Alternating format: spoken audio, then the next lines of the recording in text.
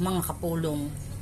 Yung baga namang ako'y magtitinula ng manok, ay ba yung baga itong manok ay ang akala ko yung manok, ay nung mariparo ko yung baboy pala.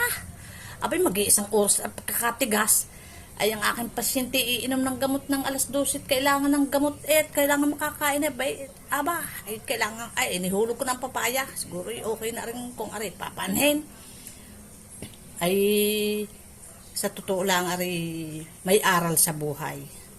Huwag dumipende, huwag maging kampante. Yan, ngayong may sakit na si daddy, aba, lahat ngayon ang trabaho ni daddy, ikaw ngayon ang gagawa kapulong mamit Yung baga namang dati, kakain nila ang hahayin ng panidade. Basta.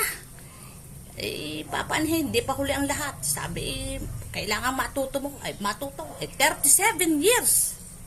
Siya na lang ang nagsilbi sa akin. Ako naman ngayon, this time.